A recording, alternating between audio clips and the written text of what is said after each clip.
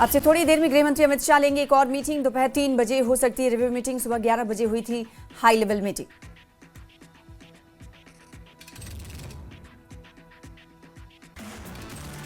तकरीबन सवा घंटे तक अमित शाह के घर पर चली थी बैठक में CP Delhi, IB chief, NIA chief और गृह सचिव रहे मौजूद। देश की आंतरिक सुरक्षा को लेकर हुई चर्चा।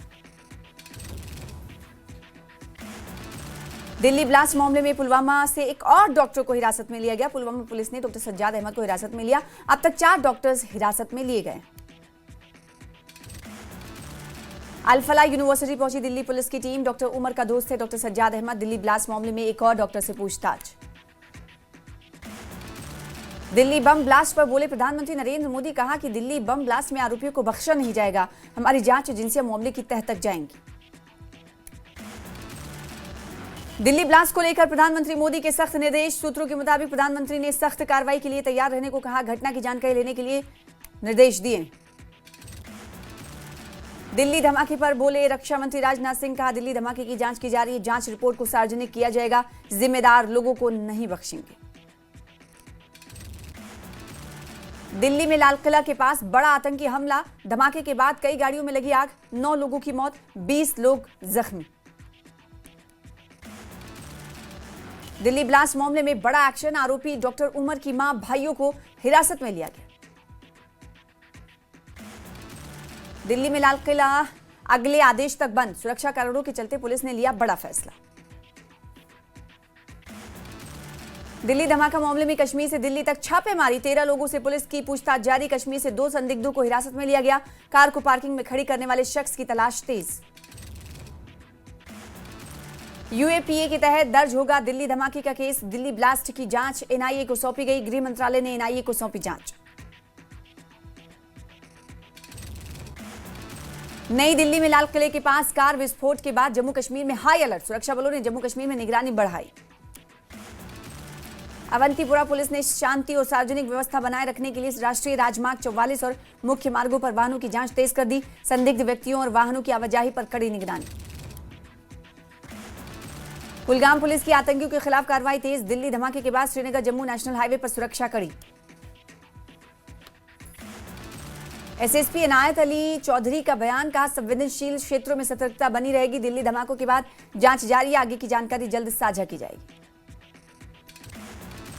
दिल्ली बम ब्लास्ट के बाद कठुआ के लोग गुस्से में।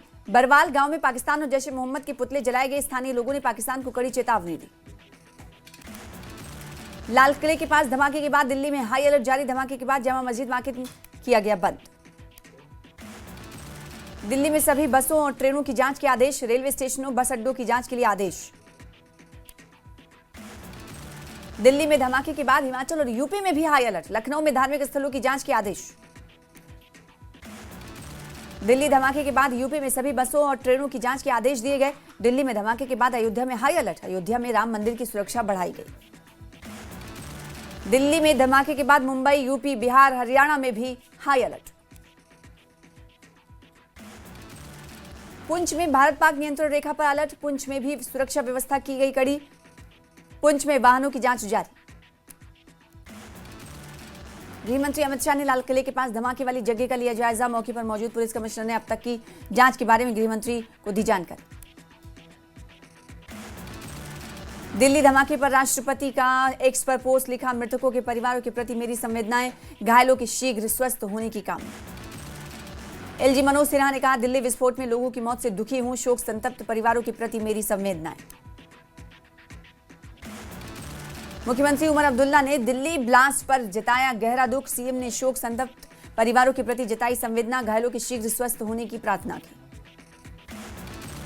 कार्यगामी ने भी जताया हादसे पर दुख। कहा दिल्ली विस्फोट से अत्यंत दुखी हूं। परिवारों के प्रति मेरी संवेदना।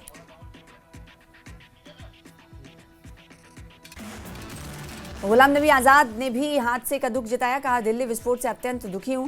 शोक संतप्त परिवारों के प्रति मेरी संवेदनाएं। साथ ही अल्ताफ बुखारी ने कहा दिल्ली धमाके की मैं निंदा करता हूं। निर्दोष लोगों की मौत हुई, कई घायल हुए। राष्ट्र की सुरक्षा पर सीधा हमला। दिल्ली धमाके पर नेता प्रतिपक्ष राहुल गांधी का बयान। कहा निर्दोषों की मौत सुनकर दुख हुआ। लाल किले के पास धमाका चिंताजनक। कटरा में माता वैष्णो देवी मंदिर के आसपास के इलाकों में जांच। वैष्णो देवी भवन सहित कटरा में सुरक्षा की गई कड़ी। दिल्ली ब्लास्ट मामले में बड़ा पर्दाफाश। सूत्रों के मुताबिक दिल्ली ब्लास्ट में जैश का हाथ होने का शक। दिल्ली ब्लास्ट मामले में 2 लोग हिरासत में। कश्मीर से 2 लोगों को पुलिस ने हिरासत में लिया। आमिर रशीद और तारिक अहमद डार को हिरासत में लिया गया। पुलवामा पुलिस ने कई जगहों पर सघन जांच अभियान चलाया। अभियान के दौरान वाहनों और संदिग्ध व्यक्तियों की गहन तलाशी ली गई।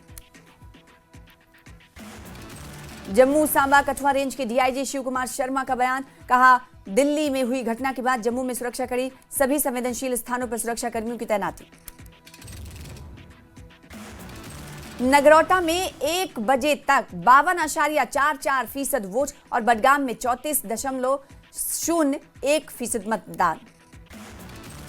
बडगाम उपचुनाव में मतदान प्रक्रिया जारी। लोग लंबी कतारों में वोट डालने पहुंचे। ठंड के बावजूद लोगों में मतदान के प्रति उत्साह देखा जा रहा है। बडगाम में मतदान केंद्रों पर उमड़ी लोगों की भीड़। बडगाम से जम्मू कश्मीर अपनी पार्टी के उम्मीदवार मुख्तार अहमद डार का बयान। कहा, बड़ी संख्या में लोग जेकेएपी को वोट देंगे। हमें जनता की सेवा करने का मौका मिलेगा। बडगाम जिला चुनाव अधिकारी डॉक्टर बिलाल मोहिउद्दीन का बयान। कहा, महिला मतदाता नए सपनों और उम्मीदों के साथ मतदान केंद्रों की ओर बढ़ रही हैं। बडगाम उपचुनाव में 173 मतदान केंद्रों पर हेल्प डेस्क और फोन गैलरी की व्यवस्था। प्रशासन ने मॉडल मतदान केंद्रों और पर्यावरण संदेश के साथ मतदान प्रक्रिया को बेहतर बनाने की कोशिश की। पीडीपी उम्मीदवार आगा सैयद मुंतजिर ने किया मतदान। उनके साथ विधायक वहीदुर रहमान पर्रा और भाई आगा सैयद मुश्तबा भी मौजूद रहे। आगा सैयद मुंतजिर ने किया दावा, बडगाम के लोग हमें वोट देंगे। पीडीपी की जीत निश्चित है। वहीदुर रहमान पर्रा ने कहा, जम्मू कश्मीर के लोगों को धोखा दिया गया, अब बडगाम के लोग जवाब देंगे। आगा सैयद मुश्तबा ने कहा, बडगाम के लोग विकास के लिए वोट देंगे। 2024 चुनाव में मुख्यधारा में शामिल हुए।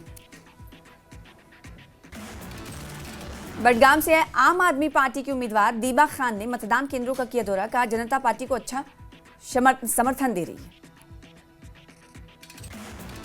नगरोटा से भाजपा उम्मीदवार दिव्यानी राणा ने कहा, अगर सत्ता में आई तो पिता स्वर्गीय देवेंद्र राणा के सपने पूरा करूंगी। दिव्यानी राणा ने मतदान केंद्र पर बड़ी संख्या में वोट डालने आए लोगों की प्रतिक्रिया पर खुशी जताई।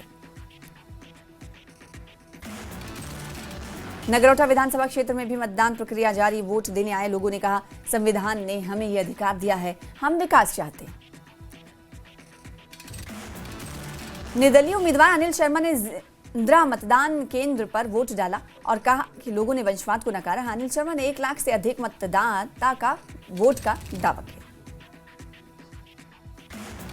बडगाम से भाजपा उम्मीदवार आगा सैयद मोहसिन ने कहा, भाजपा बडगाम सीट जीतने जा रही है। लोग एनसी और पीडीपी की गलत नीतियों को पहचान चुके हैं।